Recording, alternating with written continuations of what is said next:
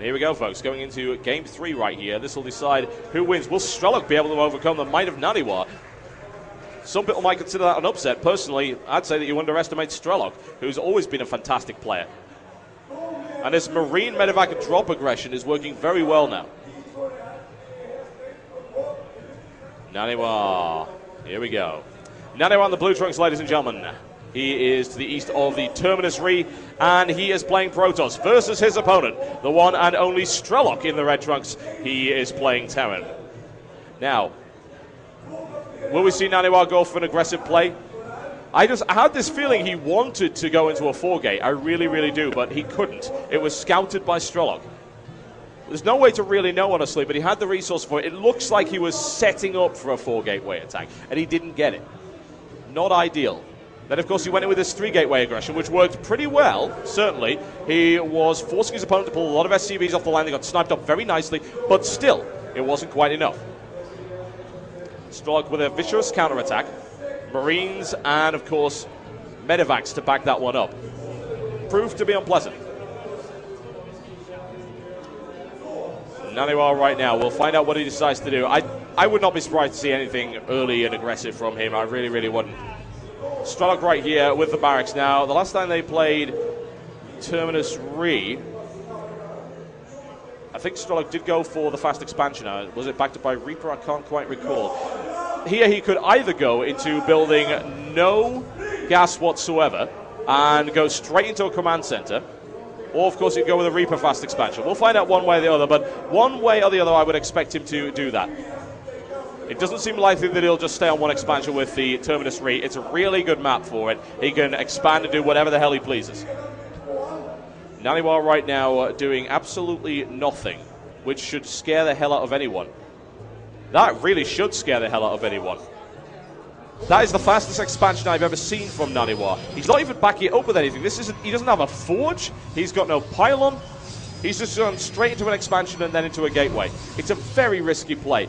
However, he has seen that Strelok's played a quite defensive game early on. Yes, he builds a lot of Marines, but no, he doesn't attack with them. He tends to hold back. He tends to expand.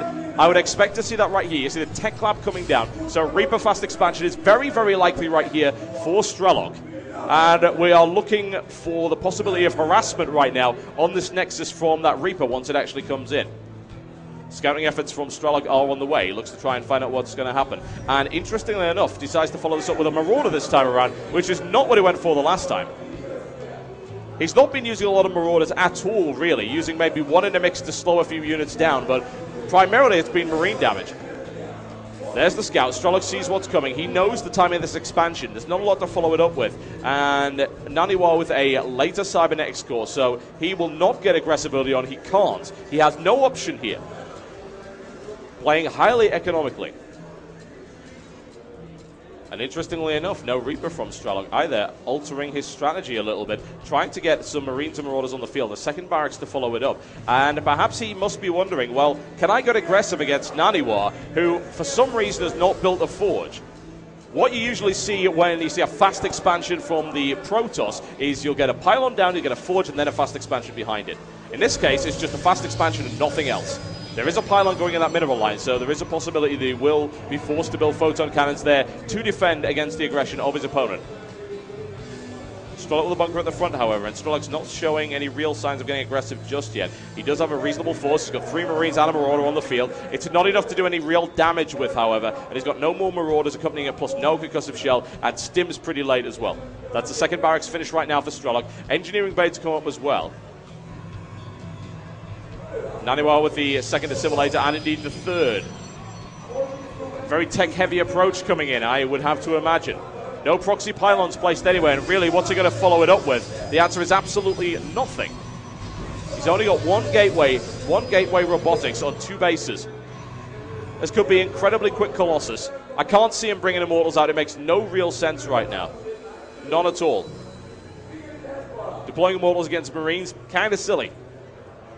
Colossus seems more likely. A couple of bunkers down right here for Strelok, and the third right there.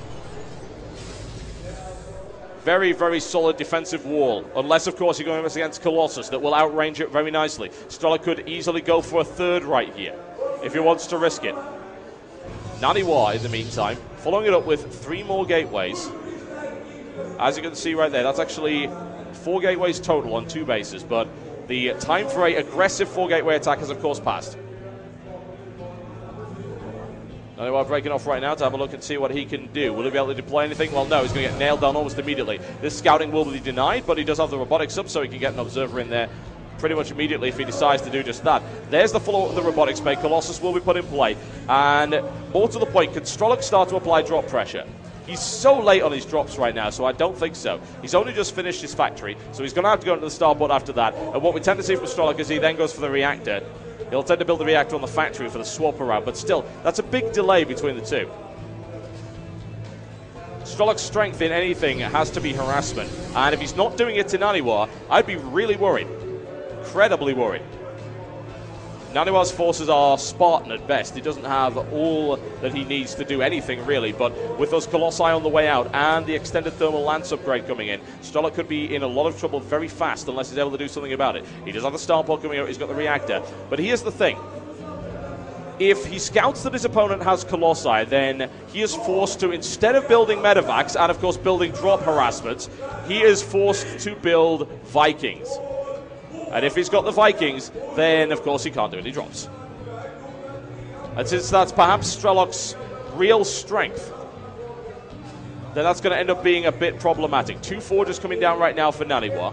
Not willing to go in just yet. I don't blame him. He doesn't really have a good Colossus count. He's got 1 up on the field. He hasn't got extended thermal lance up as of yet either. 1 Colossus right there. In comes the observer, having a look around, seeing what he can see, which is not a huge amount right now. Starport coming out with medevacs, and I don't blame Strelok for that at all, because he has no real scouting information. He's not able to find out whether or not his opponent's got that. He could scan, and I would certainly recommend that he does. Knowing about those Colossus and knowing about those forges will be useful. 2 more gateways to back that up, so that's Colossus plus 6 gateways on 2 bases right here. 6 gateways total. 6 gateways on 2 bases plus the Colossus makes sense. It's an economically sound strategy. NaNiwa could look to try and get another base right here, and I wouldn't be surprised if he does. Strelok's already looking to do that. Strelok is not going to simply sit around and wait for NaNiwa, however. All of his supply count is equal.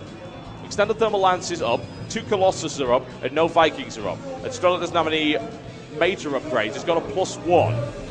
And 2 medevacs. That's not really going to be enough to do anything. He'll need to try and draw his opponent out of position.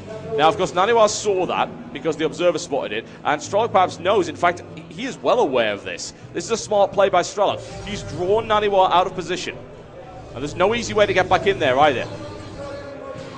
NaNiwa's starting to get aggressive. However, in the meantime, these 2 drops are coming into the back, and NaNiwa could get caught completely off guard, and that's exactly what's happening right now.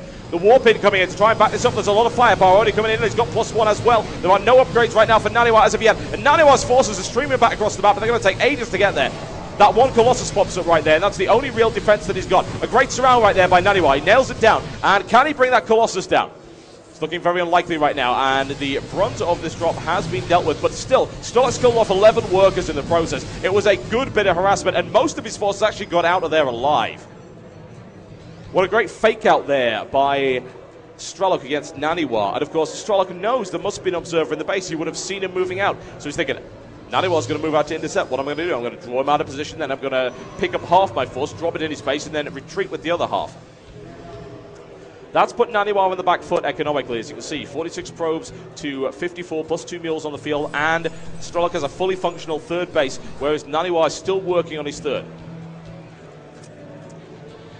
This drop play is always so critical in Strelok's playstyle, and if he's able to pull it off, he's almost unstoppable. Upgrades coming out, and indeed, double upgrade strategy for him.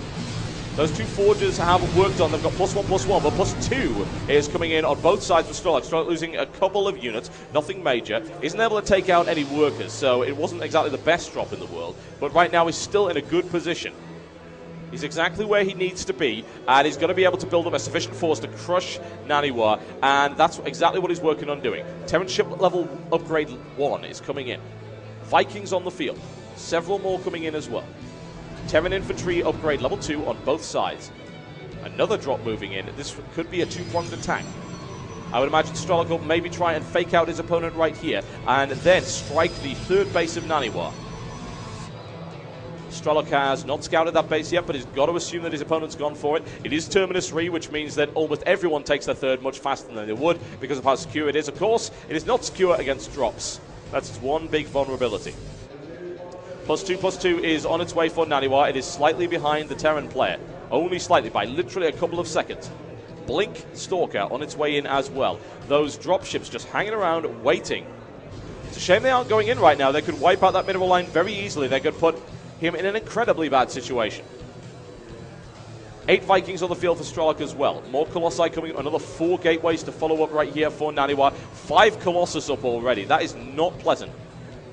However, if Strelok can continue to economically harass his opponent so that he can't get the numbers up, then he will be able to crush him. Here comes the stip right now. 3 pylons, ladies and gentlemen. 3 pylons to give away right here at the Steel Series Arena stand. And that's all Strelok wants to do. You know, he doesn't care. Kind of unfortunate, really. He could have gone for that base, certainly. He's not under any real threat, but that said, if he overcommits to it, then he could end up losing that force. Still, in that situation, he could have actually done more damage than that. NaNiwa was not pulled out of position by that. It's very easy to defend that third base because of the positioning of this, but look at that, big death ball right there for NaNiwa. He doesn't have army supply advantage, though. He's got to follow this up with Dark Templar, which is a curious choice. It might work.